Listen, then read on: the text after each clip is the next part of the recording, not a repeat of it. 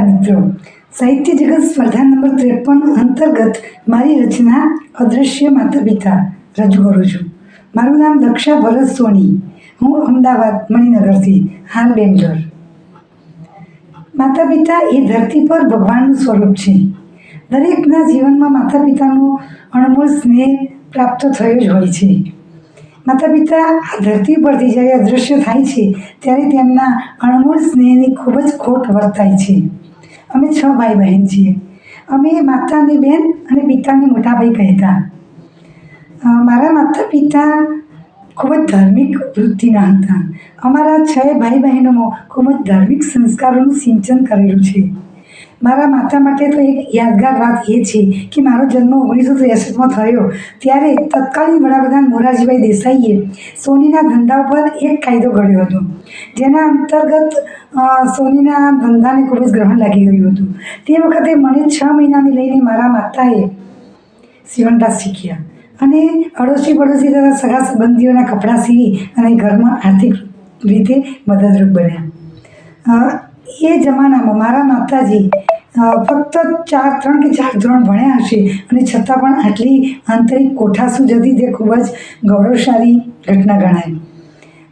અમને સૌને ભાઈ બહેનોને એ માટે ખૂબ જ ગૌરવ છે.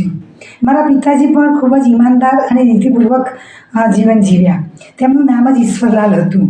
તેમણે તેમના નામ પ્રમાણે ગુણ સાર્થક કર્યા હતા. તેઓ 25 વર્ષથી પૂનમ ભરતા હતા અંબાજી, અને 75મા વર્ષે તેમનું નિધન થયું ત્યારે તેઓ અંબાજીમાં સહપરિવાર પૂનમ ભરવા જ ગયા હતા.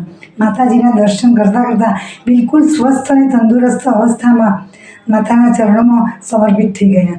અમારા પરિવાર માટે આ પણ એક ખૂબ જ ગૌરવશાળી ઘટના છે.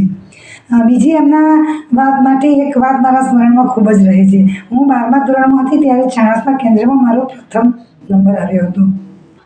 પરંતુ અમારા સોનીના જ્ઞાતિમાં દીકરીઓને બહુ અભ્યાસ ન કરાવે અને સોનીના ધંધામાં ખૂબ જ એ વખતે સરસ હતું, એટલે મારા પિતાજીએ મને કોલેજ કરવાની ના પાડી. પરંતુ અમારા ચાણસ્મા ગામના એક સાહેબ હતા, એ ઘરે મળવા આવ્યા અને તેમણે કહ્યું કે BA કરવા માટે એક્સટર્નલ કોલેજ પણ કરી શકાય. તો એમાં મારા પિતાજી સંમત થયા અને મેં એક્સટર્નલ કોલેજ કરી. તે વખતે ચાણસ્માથી અમદાવાદ આવવાનું થાય ત્યારે મારા પિતાજી મારી સાથે આવતા અને કોલેજના પ્રાંગણમાં 3 કલાક બેસી રહેતા અને જનકલ્યાણ માસિક વાંચતા. આજે મને એ વાત ખૂબ જ યાદ આવે છે કે એમના અંતરમાં દીકરી માટે કેટલી બધી લાગણી અને કેટલો બધો પ્રેમ હશે, કેટલી બધી દરકાર હશે કે તેઓ 3 કલાક સુધી પ્રાંગણમાં બેસી રહેતા હતા. આ મારા માટે ખૂબ જ ગૌરવશાળી ઘટના છે. ખરેખર માતા પિતાનો સ્નેહ ત્યારે જ સમજાય છે કે જ્યારે આપણે માતા પિતા બનીએ. માતા પિતા ખૂબ જ સંઘર્ષ કરી અને સંતાનોના જીવન ઉજ્જવળ કરે છે.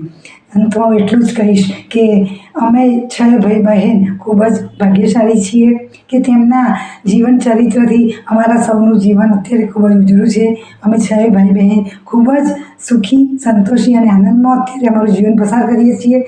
ભગવાનને એ જ પ્રાર્થના કરું છું કે દરેક જન્મમાં અમને આ જ માતા પિતા મળે અને અમે 6 ભાઈ બહેન માતા પિતાનું પરમ સુખ પામી શકીએ. જય સ્વામિનારાયણ. Thank you.